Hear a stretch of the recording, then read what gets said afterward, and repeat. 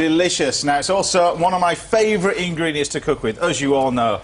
Now, I don't have any American blue crabs, but what I do have is some delicious British crab. We've got a traditional brown crab here. Now, little top tip, when you're buying this, the male crab is generally the better one, because you get a lot more white meat, so you get much more value for money. How do you know if it's a boy?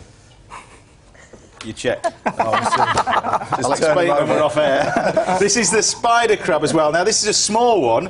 There are nearly 700 varieties of spider crab all around the world. This is a small one. You can get these off the UK waters, but literally, this is a small one. The Japanese one literally grows to the size of this table. 4 metres they can go, the size of the leg span of this. But I've taken the meat, and I'm going to do a little spring roll and a nice little crab fish cake. So, first of all, I'll take some of this, some of the white meat, and then mix together with some coriander, bit of spring onion, and just do these little sort of pan-fried crab cakes. Now, for viewers who've just turned on, the reason why you've got that thing on your chin is why? On my face? Well, because I'm playing Mr. Perks, who is the station master in The Railway Children, which is on at London Waterloo. It's on the old Eurostar platform. It's actually on the platform? Yeah, it's right on the platform. We have a real steam train that arrives and, just drives right through the middle of our production and brings Roberta's daddy back in the end without wanting to give too much away.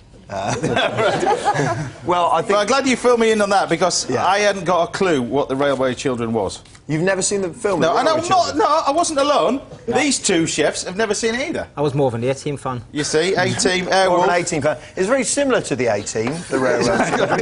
You know the episode when BA was taken away and Murdoch was very sad about it, and then he came back? It's like that. It's like that? All right, OK. Yeah. All right. Similar to that. Yeah, how long have you been doing? Have you just started that or something? Or? Yeah, we opened beginning of this week. It's beautiful. It's so stunning. They've built a reconstruction of Oakworth Station in Yorkshire in 1905, and and we have like these floating stages and wooden platforms that move up and down, and it's really stunning. It's really fun to be in. Fantastic, and that's the part that Bernard Cribbins plays. Exactly. I knew that much. Exactly. Yeah. Anything that Cribbins has done, I'd be very happy to have a go at. Because acting, you do quite a bit of it, and it's often you know, a lot of comedians have gone into it later on or started it, but you kind of mix them both together. I was always doing it. You know, I was always doing sketch shows and stuff like that. I mean, I do a show on children's TV called Sorry I've Got No Head, which is great, where mainly I'm dressed as a woman in her early 50s, shrieking at strangers, which is good fun. Right. The moustache has to come off for that, usually. So, I've sort of always done it. I was in a production of School for Scandal, and then I played King Arthur in Spamalot last year. Yeah, tell us about Spamalot then, because it's a huge success, that was so much fun. Yeah. Just a blast, yeah. I couldn't sing when I started, and they helped me learn to sing, and, we toured all around the country. And, in fact, it was so much fun, I'm going back into it in Brighton over Christmas. Right. I'll be in it for 4 weeks. Does it help you in terms of your stand-up? Does one help each other, or...? I don't know, to be honest. I mean, I'm not going to sing in my stand-up. I think that would be a bit of a shock to do topical stuff in the form of song. I'm not Richard Stilgo, you know. I don't know whether it helps. I suppose it does. For me, it helps, because I just like the variation, you know. Because talking about variation, I mean, you've done everything from radio as well to film, in and out of films. Yeah, I've done a few. I was in Love Actually. I played the DJ that interviewed Bill Nye in that, and so that was fun. I made a film with Kevin Spacey, in which I was really pleased. When we finished it, they phoned me and said they need you to come in to do some additional dialogue recording. And I was like, oh, yes, excellent. Parts just got bigger. But what it was actually was to link the first thing I said with the last thing I said so that they could cut everything out in between. I'm in it for about 8 seconds. 8 seconds, all you need to know is that Kevin Spacey and I have worked together, and we're like that. You're like that? Yeah. Well, at least now I've got this, we really... Exactly, right, I've just run through. We've got little fish cakes here.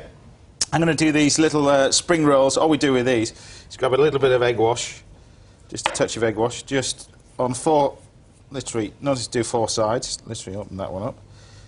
And then we're just going to grab some spring onion, touch of spring onion in there, take some cucumber, a little bit of peeled cucumber, a few slices of that, and that just sits on there like that. And then some of this white crab. This is a spider crab. which we're going to grab. Was it the other crab in the fish cakes? The other crab's in there, Right. which I'm just going to pan fry, and we just fold this over to make these little spring rolls. I'll do a couple of these. But you can put creme fraiche in there, all that kind of stuff. But nice little... Keep it nice and fresh with the old spring rolls. But I mentioned radio because you're a huge fan of the radio. I've done lots of bits and pieces.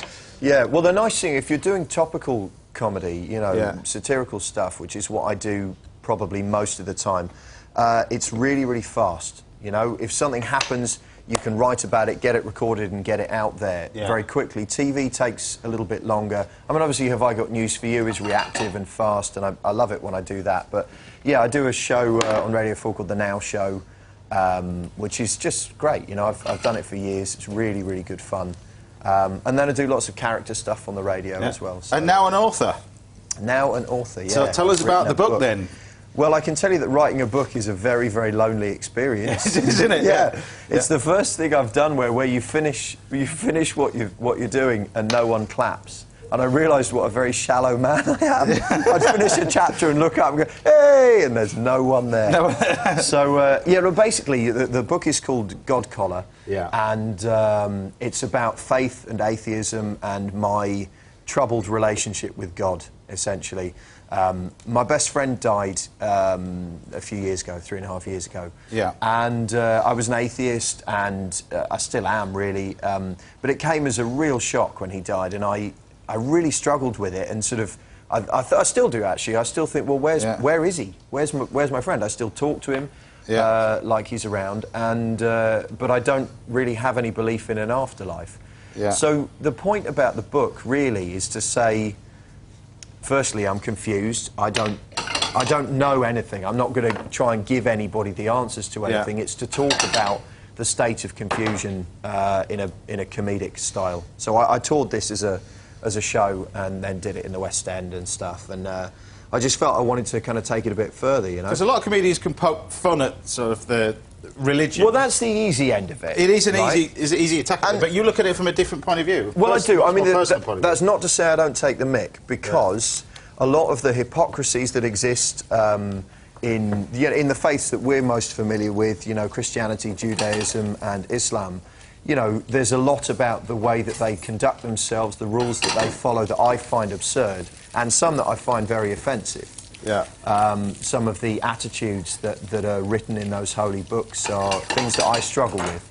You know, just personally, I'm not telling people... The book, look, I read a bit of it. It looks at the serious side of it as well as the... You've got elements of comedy through it as well. It does. Well, I think if you're gonna, you know, if you're gonna talk about faith, which is something that people take obviously very seriously and it matters to them, it's not good enough just to trample through it and just try to be offensive. It's too easy. Yeah. So I wanted to try and look at the value of faith and the parts of myself that understand it, that are drawn to it, but then explain what it is about the faiths that I've encountered that really puts me off, you know?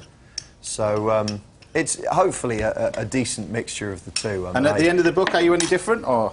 No, at the end of the book, I'm, if anything, more confused. Yeah. But that's actually, I mean, I didn't set out to be confused, although you wouldn't know that from how I lead my life, but I didn't set out to be confused, but I did want it to be clear that I wasn't trying to tell anybody what to believe. It was just really to kind of discuss why it's difficult for me and stuff. So, and the God's Collar's taken from, well, you did a little tour in Edinburgh. Yeah. Well, show started in Edinburgh, and then I toured it around the country, and I felt quite strongly as well that I didn't want to do that particular show as a DVD, you know, because that happened to coincide quite neatly with no one wanting it to be a DVD.